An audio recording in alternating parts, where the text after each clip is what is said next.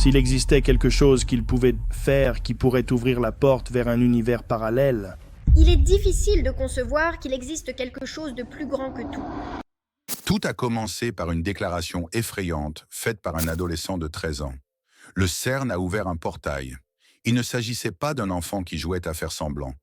Il s'agit de Max Sitter, un génie confirmé qui déconcerte les scientifiques depuis des années. Il affirme que le célèbre grand collisionneur de hadrons, guidé par une intelligence artificielle quantique révolutionnaire, a franchi la barrière entre les mondes.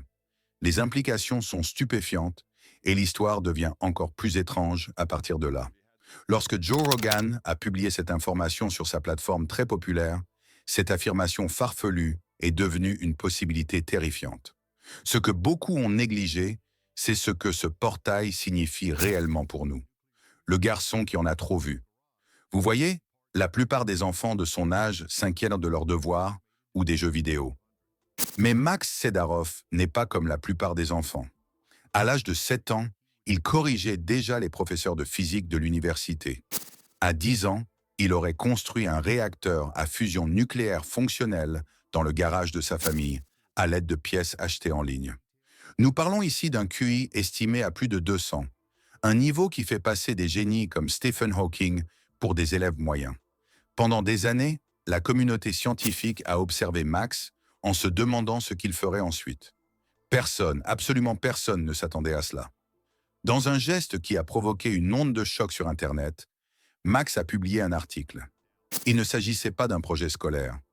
Il s'agissait d'un document détaillé de 20 pages, comprenant des équations quantiques et des diagrammes complexes que les meilleurs physiciens ont encore du mal à comprendre pleinement. Le titre de l'article était simple et terrifiant. Transfert interdimensionnel via une IA quantique intriquée. Ce que beaucoup ont négligé au premier abord, c'est l'affirmation explosive cachée dans les données. Max affirmait sans l'ombre d'un doute que le grand collisionneur de hadrons du CERN, situé à près de 30 étages sous terre à la frontière franco-suisse, avait réussi sa mission secrète. Il affirmait que pendant exactement 11 minutes, il avait ouvert un passage stable, un portail vers une autre dimension. Mais voici le plus étonnant, il affirmait que ce n'était pas un accident. Selon Max, depuis 5 ans, le CERN développait secrètement une IA quantique. Il ne s'agit pas d'une IA normale. C'est une machine capable de penser d'une manière que notre cerveau ne peut pas, traitant des trillions de possibilités en une seule seconde. C'est cette IA, affirme-t-il, qui a trouvé la fréquence précise nécessaire pour affaiblir la structure de notre réalité. Elle contrôlait l'anneau de supraconducteur de 17 mètres de long, refroidi à une température inférieure à celle de l'espace profond, soit 456 degrés, et a tiré des faisceaux de protons à 99,9% de la vitesse de la lumière. Le résultat n'était pas une nouvelle particule, c'était une porte. Beaucoup de gens sont passionnés par ce genre de choses, mais là, c'était différent. Cela venait d'une source à laquelle beaucoup étaient enclins à croire. Ce que personne ne vous dit, c'est que des événements étranges ont été signalés autour du CERN pendant des années. Des tremblements sismiques inexpliqués, des formations nuageuses bizarres et des perturbations électriques qui défient toute explication logique. L'article de Max suggérait que ce n'étaient pas des effets secondaires, c'était le prélude. Il a même inclus des données satellitaires qui montraient un pic d'énergie massif et inexpliqué au moment précis où il affirmait que le portail s'était ouvert. La version officielle du CERN était qu'il s'agissait d'une légère surtension lors d'un test d'étalonnage de routine. Mais Max a qualifié cela de plus grande dissimulation de l'histoire de l'humanité. L'affirmation de ce garçon était si extravagante qu'elle était sur le point d'attirer l'attention du plus grand podcasteur de la planète. La réaction de Rogan stupéfie des millions de personnes. Dans un monde où les médias traditionnels contrôlent soigneusement chaque information, les idées les plus explosives font souvent feu de tout bois. Et il n'y a pas de plus grand porte-voix pour les pensées interdites que le podcast de Joe Rogan, un homme qui touche plus de personnes en une semaine que la plupart des chaînes d'information en un an. Rogan a bâti un empire incontesté en menant des conversations qui s'aventurent là où le discours officiel n'ose pas s'aventurer. Il aborde en effet tous les sujets, des civilisations anciennes au secret du MMA, en passant par la nature même de la conscience. Ainsi, lorsque la déclaration fracassante de Max Sidarov est arrivée sur son bureau, ce n'était qu'une question de temps avant qu'elle ne soit diffusée. Mais les apparences sont parfois trompeuses, et la réaction de Rogan n'a pas été celle à laquelle tout le monde s'attendait. Au cours d'un épisode très regardé avec un physicien mainstream bien connu, Rogan a évoqué l'article de Max. Le physicien a immédiatement gloussé, un sourire condescendant sur le visage, essayant d'en rire, qualifiant cela de brillante fantaisie d'un enfant ayant trop d'imagination. Il a tenté de l'expliquer à l'aide d'un jargon compliqué destiné à semer la confusion et à rejeter l'idée. Mais voici le plus étonnant. Rogan ne riait pas. Il n'a pas débattu. Il est simplement resté assis là, penché sur son micro, fixant son invité pendant ce qui a semblé être une éternité. Il a affiché le document de 20 pages à l'écran, ne soulignant pas les affirmations farfelues, mais les pages denses d'équations quantiques. Rogan, un homme célèbre pour sa personnalité explosive, curieuse et souvent bruyante, était inhabituellement calme, presque troublé. Il a finalement pris la parole et ses mots sont devenus une citation directe qui allait résonner sur Internet. Écoutez, je ne suis qu'un comédien stupide, mais j'ai parlé à suffisamment de personnes intelligentes pour savoir quand quelque chose semble différent. Cela ne ressemble pas à une blague. Ce moment de validation silencieuse de la part de Rogan a eu l'effet d'une goutte d'essence sur un feu. La vidéo a été instantanément découpée, remixée et partagée, devenant virale sur toutes les plateformes. Soudain, des millions de personnes qui n'avaient jamais entendu parler du CERN se posaient une question terrifiante. Et si ce gamin avait raison? Rogan n'a pas approuvé la théorie, mais il lui a donné une tribune. Il a rendu acceptable le fait de poser la question, et dans le monde d'aujourd'hui, c'est plus que suffisant pour déclencher une avalanche. Ce que personne ne vous dit, c'est que ce n'est pas la première fois que des théories étranges sur le CERN font surface. Depuis des années, les gens pointent du doigt la statue géante de Shiva, le dieu hindou de la destruction, qui se dresse juste devant le siège du CERN à Genève. La version officielle est qu'il s'agit d'un cadeau de l'Inde. Mais beaucoup se demandent pourquoi accepter une statue du danseur cosmique, le dieu qui détruit les univers pour les recréer. C'est un choix bizarre pour un lieu dédié à la science. Les cercles conspirationnistes affirment depuis des années que le CERN ne cherche pas à comprendre l'univers, mais à le détruire, à jouer à Dieu. Ils soulignent d'autres éléments étranges, comme des rituels bizarres filmés dans l'enceinte du CERN. L'affirmation de Max, amplifiée par l'énorme audience de Rogan, a jeté de l'huile sur le feu de ses soupçons qui couverent depuis longtemps. Elle a permis à des millions de personnes de relier les points, suggérant que les théories les plus folles et les plus farfelues contenaient peut-être depuis le début une part de vérité terrifiante. Le monde entier ayant désormais les yeux rivés sur l'affaire, l'attention s'est déplacée du garçon vers la machine elle-même et ses sombres connexions. Extraterrestres, pyramides et portails. Pour le dire gentiment, l'histoire était déjà hors de contrôle, mais elle allait devenir encore plus étrange. Une fois l'idée d'un portail dimensionnel mise sur la table, les enquêteurs en ligne et les chercheurs indépendants ont commencé à creuser. Ils ont commencé à relier les activités étranges du CERN à certains des plus anciens mystères de l'histoire de l'humanité. Le récit s'est rapidement étendu au-delà d'une simple expérience scientifique qui a mal tourné pour devenir une conspiration qui s'étendait sur des millénaires. Ce que beaucoup ont négligé, c'est la profondeur réelle de ces liens. Ils ont commencé par l'emplacement. Pourquoi construire le CERN à la frontière entre la France et la Suisse? Les chercheurs ont découvert que le site abritait autrefois une ville romaine appelée Apollacam. Dans l'Antiquité, on croyait qu'il s'agissait d'une porte vers les enfers. Une coïncidence? Peut-être. Mais ils se sont ensuite penchés sur le logo du CERN. À première vue, il ressemble à des accélérateurs de particules qui se croisent. Mais en y regardant de plus près, beaucoup de gens voient autre chose. Le nombre 666 est habilement caché à la vue de tous. Puis sont apparus les liens avec les anciens extraterrestres et les pyramides. Depuis des décennies, les théoriciens affirment que les grandes pyramides de Gizeh n'étaient pas seulement des tombes.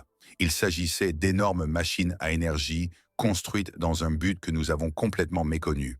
Ils soulignent des preuves ahurissantes, les alignements mathématiques précis vers le nord géographique, les puits internes qui pointent directement vers des systèmes stellaires comme la ceinture d'Orion et leur emplacement au centre géographique exact de la masse terrestre. Ce que personne ne vous dit, c'est que la Grande Pyramide est construite en grande partie en calcaire dolomitique, connu pour conduire l'électricité et que ces puits sont revêtus de granit, un matériau légèrement radioactif, connu pour ioniser l'air. Pour le dire gentiment, c'est une recette étrange pour une simple chambre funéraire.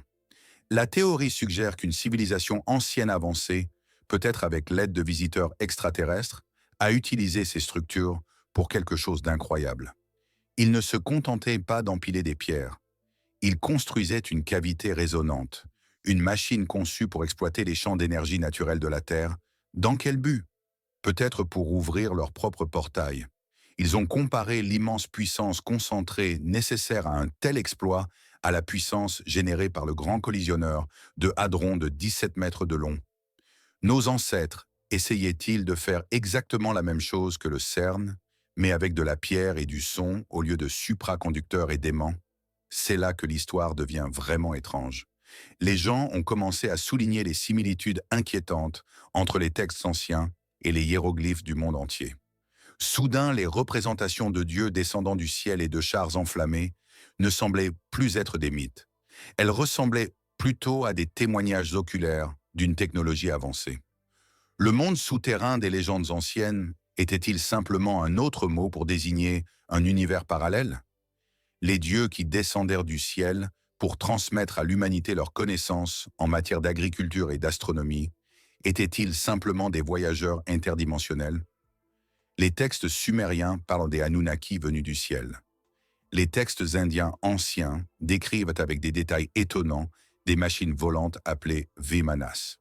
Toutes ces histoires provenant de cultures différentes qui ne se sont vraisemblablement jamais rencontrées racontent la même histoire. L'affirmation de Max Sitarov concernant un portail contrôlé par une intelligence artificielle quantique ne semblait soudainement plus si nouvelle. Elle ressemblait à l'écho terrifiant d'un passé longtemps oublié. Une technologie dangereuse que l'humanité a déjà découverte par le passé. Cela soulève la question suivante. Si nos ancêtres disposaient de ce pouvoir, où sont-ils maintenant? Peut-être que leur histoire sert d'avertissement, nous rappelant qu'il vaut mieux ne pas ouvrir certaines portes. Mais si tout cela est vrai, qu'est-ce que cela signifie pour le citoyen lambda qui mène une vie normale? L'ombre du portail. Revenons un instant sur Terre. Pour le spectateur lambda, il est facile de rejeter tout cela comme des élucubrations. Portail, IA quantique, anciens extraterrestres. Cela ressemble à l'intrigue d'un film. Vous voyez, vous vous réveillez, vous allez travailler, vous payez vos factures et vous faites face au monde réel. Le soleil se lève, le soleil se couche. Le monde semble identique à celui d'hier. Mais si ce n'était pas le cas, et si les règles mêmes de la réalité avaient été discrètement réécrites pendant que nous étions tous occupés à regarder nos téléphones, le fait est que si une porte vers une autre dimension s'est ouverte, même pendant seulement 11 minutes, nous ne pouvons pas être sûrs de ce qui est passé à travers. Et surtout, nous ne pouvons pas être sûrs de ce que cela a changé dans notre propre monde. Manquons-nous un détail essentiel? Il ne s'agit pas de monstres géants qui traversent un trou lumineux dans le ciel. Les changements les plus efficaces sont ceux que vous ne voyez jamais se produire. Réfléchissez-y. Ces dernières années ont été différentes, n'est-ce pas? Plus chaotiques, plus imprévisibles, comme si le monde tournait un peu plus vite autour de son axe.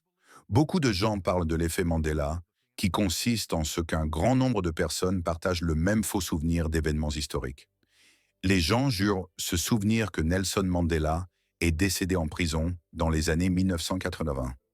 Ils se souviennent d'un film intitulé Shazam, mettant en vedette le comédien Sinbad, qui n'a apparemment jamais existé. Ils se souviennent que les célèbres livres pour enfants s'appelaient Berenstain Bears, avec un E, et non Berenstain Bears, avec un A. Et si ce n'était pas seulement des tours que nous joue notre esprit, et si c'était des fossiles de mémoire, des résidus d'une ligne temporelle qui n'existe plus, remplacés par une nouvelle?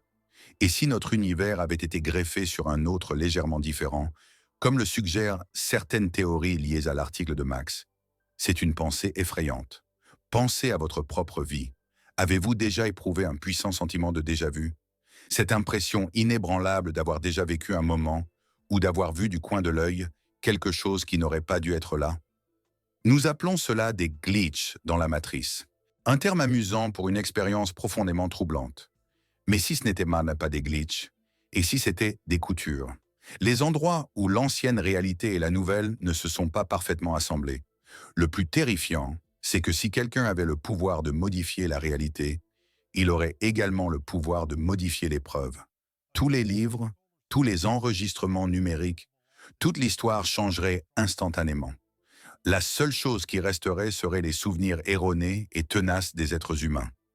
Les règles du jeu auraient pas pu changer sans que nous en soyons informés, et notre propre esprit serait la seule preuve que quelque chose ne va pas. C'est ce qui empêche vraiment les gens de dormir la nuit. L'enfant le plus intelligent du monde ne dit pas seulement que le CERN a ouvert le portail. Il laisse entendre que les conséquences de cette action sont déjà tout autour de nous. Nous vivons dans les conséquences. La plus grande expérience scientifique de l'histoire pourrait s'être transformée en le pari le plus irresponsable jamais pris. Et chaque personne sur cette planète fait désormais partie de l'expérience.